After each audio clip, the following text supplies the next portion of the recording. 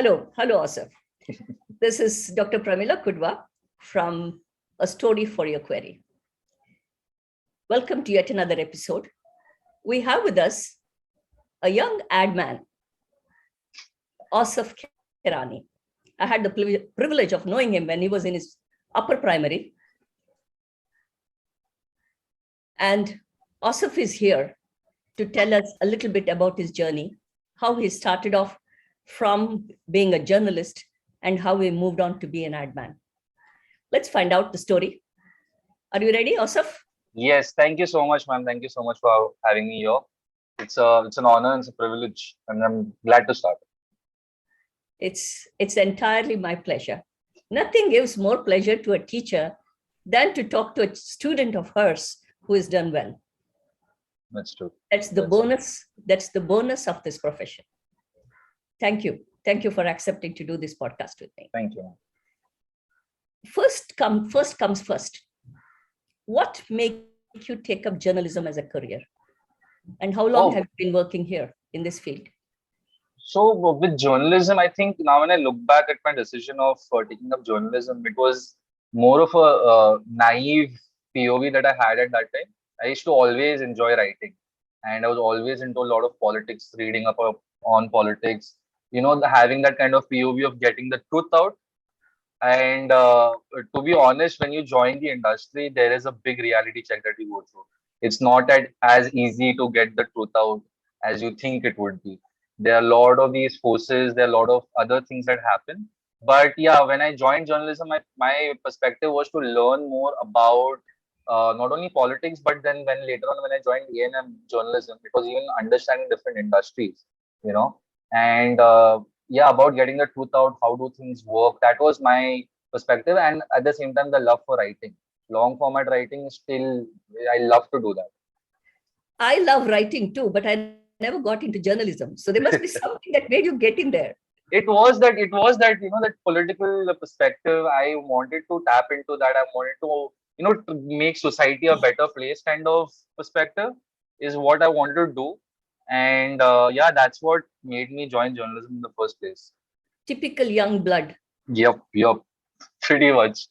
I remember my professors also at that time in my uni telling me that the world outside isn't the same, and not listening to them at all. Like, no, I'm going to do what I want to do.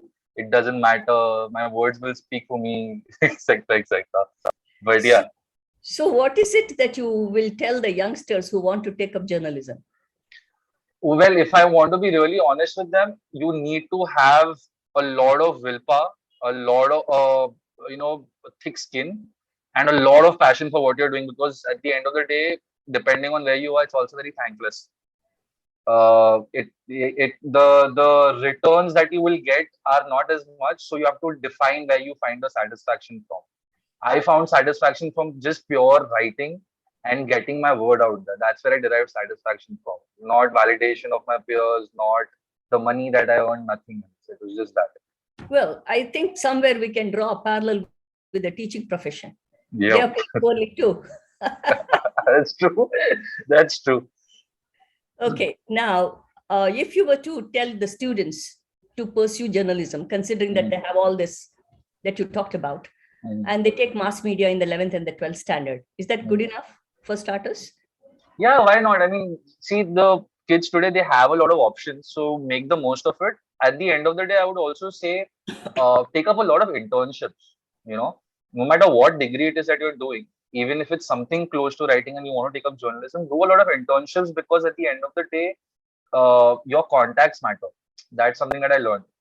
Who do you know? Where have you made your place? Networking matters, because when there's an opportunity for door opening, you can get your foot in. That's something that I've learned the hard way. So always network with people, talk to people about about your industry or something else. Have that right circle around you, because then you learn from them and they also learn from you, and then you have opportunities to meander through. I see.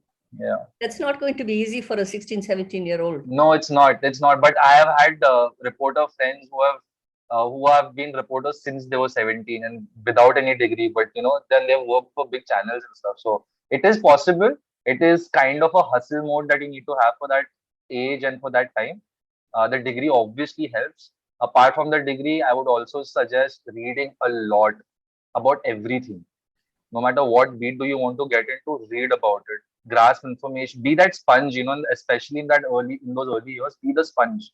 Get as much information as you want and can absorb, and then utilize it the right way. Because again, with journalism, it's all about perspective. There's nothing right, there's nothing wrong. Your IQ and the knowledge that you have can try and get you to the right side of things, which is again subjective. So that's what your goal has to be, to get the information, the right information for yourself first.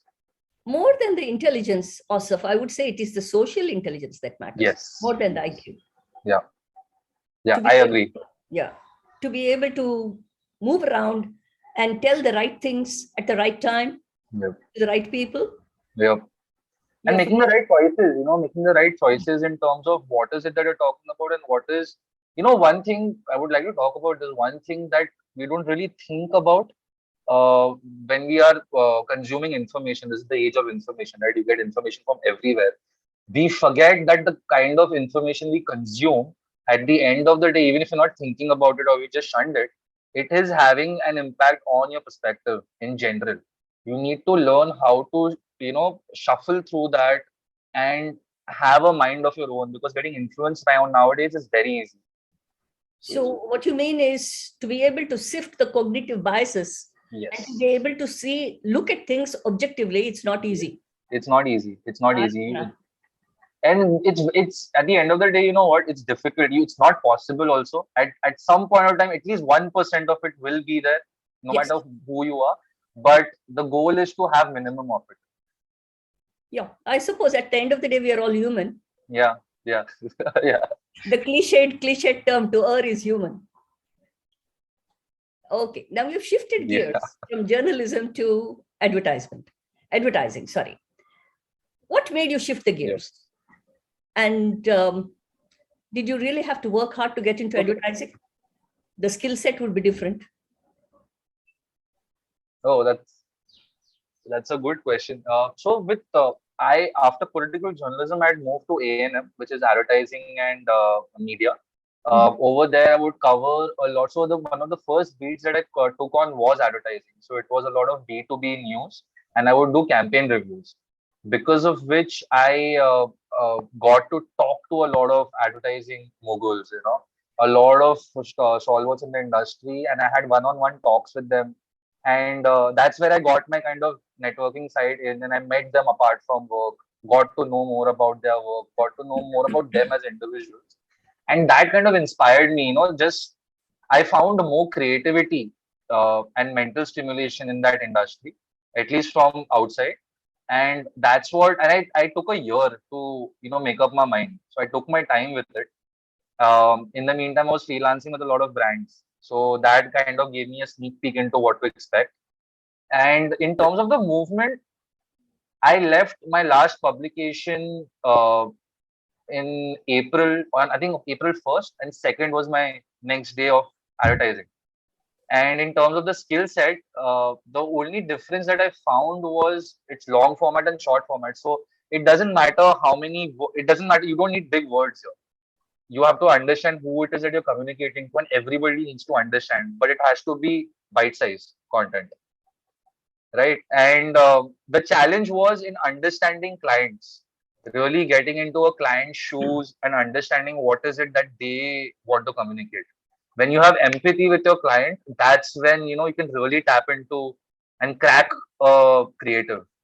It's very easy to say, the client is like this, or my client servicing team is like this. They don't understand what I'm writing. It's very easy to say that. But if you start empathizing, that's one main thing that I learned. Once you start advertising, that's where when you start empathizing, that's where you can crack a good creative and can communicate well, and then you can have that balance of what you want to say and what the client has to say. So, and to be honest, I'm still learning. It's a continuous process. You're still learning. Learning doesn't stop, Asif. Yeah, it doesn't. It doesn't. At this age, I'm still That's learning. true, and I like that. Yeah, I like that about learning, but just in general as a concept, it's always a challenge. That's when you grow. That's when you grow. That's the growth mindset that you have. It makes you go on, which is good.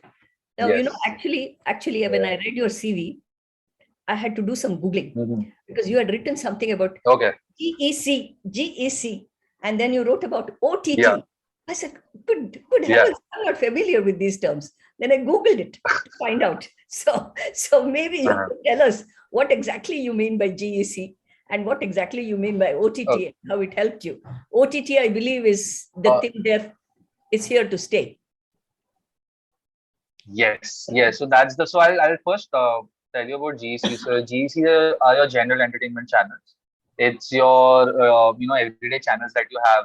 Whether it's the serials, whether it's the stars and the Z's and the Sonys of the world, and whether it's your movies or your daily soaps. That's what it is. With OTT, it is your Netflix, your Amazon, over the top. It's called, and it's your Netflix, Amazons, and Disney Plus Hotstars of the world. OTT is definitely here to stay. I mean, there is no doubt. That's where storytelling and entertainment in general is going to go to. So whether it's movies, whether it's shows, whether it's sports, that's where it's going to move to. In terms of a difference that I see is, at least right now, for now, OTT has, because you have more, you have episodes, right? You have seasons. So storytelling can be said, you're not restricted to that 1.5 hour of a movie, or you're not restricted to a 30-minute, 20-minute GEC show, right? So you have more to play with characters. You see character developments happening. You see change in plots, change in storylines. There are lesser flat characters. There are more round characters in an OTT show compared to a GEC or a movie. So there is a lot of scope over there. And in terms of talent, also OTT has managed to tap into this talent that GECs didn't recognize. And we see a lot of new actors who you never saw before. You probably must have seen them in some pipe ad, and but they were never recognized as actors, but now you can really see what their potential is. Then same goes for writers, the same goes for directors. So there's a lot of potential. OTT has boomed in India and it will further boom a lot. uh, I kind of worry for GECs because that storytelling is not coming through in GEC. So if you take a daily soap, if I can be really honest, there was never a story. They never had a story. But I think people now realize that even more, that there is no story over there. People have more options now. So that storytelling will have to come into movies. It will have to come into your shows as well. That's why right now, if you notice, you see Salman Khan also doing some kind of story-driven movies, right? So whether it's a Sultan or whether any other movie, there is some kind of story to it. Amir Khan still does well in Bollywood because there are stories to his movies. But Shah Rukh Khan is not doing so well right now because the stories are not strong.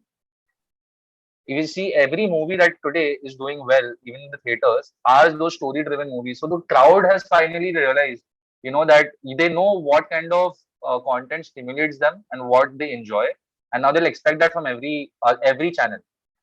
So yeah, it's going to be kind of a pivot now in terms of entertainment and media. So then I have named the podcast right. A story for your Right. podcast. Yes. Yes. About podcasts as well, it's just the beauty about podcasts is the organic conversations that you can have, and it's long format. So you really tap into a person's psyche. You can really tap into, what is it that they're trying to say. And you compare that to a TV interview, you have those 15, 20 minutes, and then it's edited in a certain way. Certain things are only spoken about. It's very curated. The rawness about a podcast is what gets the views. So So yeah, I mean, realism is what will work in general with entertainment. and the spontaneity of it all, Exactly. that matters. Exactly. So there is no Yep. script. We are just talking. So Exactly. that brings Exactly. in That's the, what. No. So it's the realism. yeah. It's the realism at the end of the day. Yeah. You were mentioning about talking, interviewing, and talking to the advertisement moguls. And Yeah. can you mention one of those interviews? Did you get cold feet? Did you have nerves? And I think I used to get cold. I still do sometimes. It depends on who I'm interviewing. Probably depend on the topic I'm covering more than the person. I fortunately don't get flabbergasted by big people. Please yet. I've not met somebody that I get too worried about. And you know what? At the end of the day, all these people, 2 minutes into the conversation, and they'll make you feel comfortable. Most of them. and at the end of the day, they're everyday people. So it depends on how you approach it as a interviewer also. How much can you make them feel comfortable, vice versa as well. And where do you lead the conversation to? So yeah, I remember getting cold feet depending on the topics that I was covering, but not really with people, so to say. So, but you do your homework and you go, and then I think you're comfortable. Yes, yes, yeah. As Yeah. long as I know that I've done my work, I'm fine with it. Yeah, that's very essential because you need to feel comfortable with yourself first. Exactly. That's very, very important, I think. Like I Googled those True. OTT and GEC. I didn't, Yeah. I didn't know. I didn't know what it stands for. So I had to Google it. Anyway, now you've listed down a few Yeah. achievements in your resume. I went through it. As an admin, that time. So that was good timing to get recognized for some work.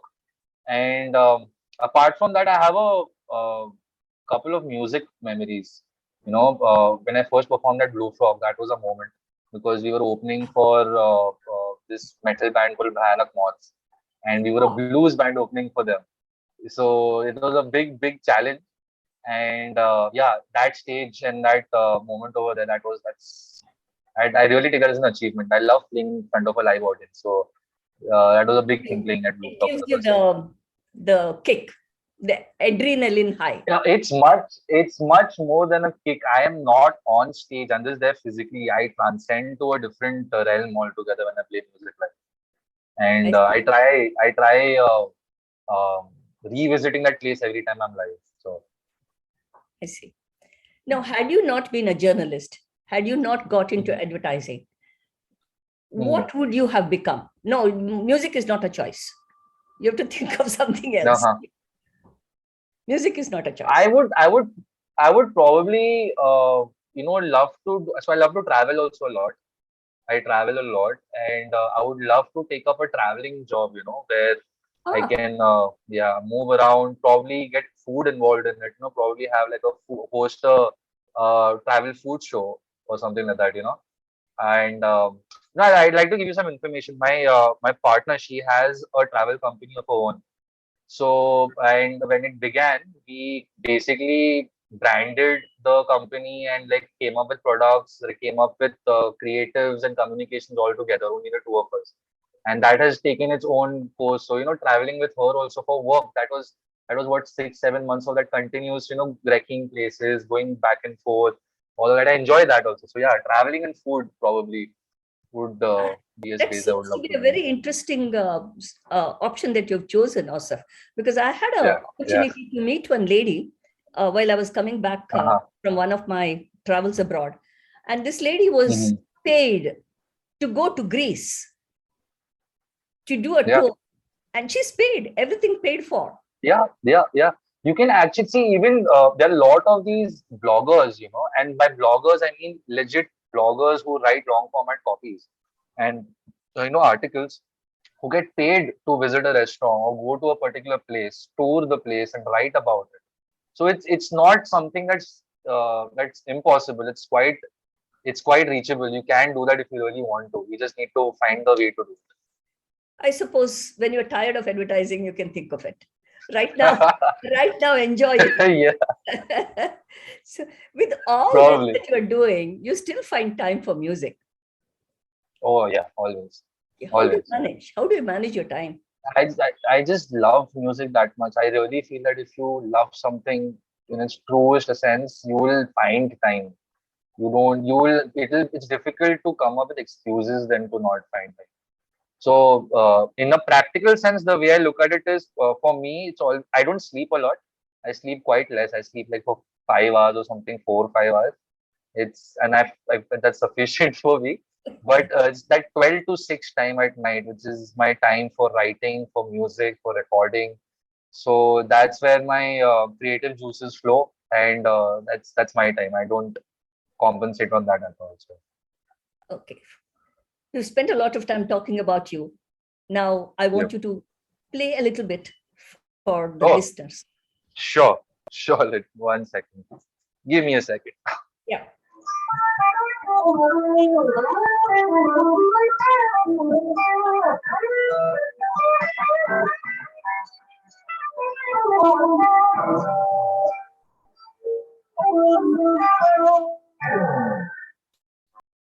This brings us to the end. It was lovely chatting with you, Asif.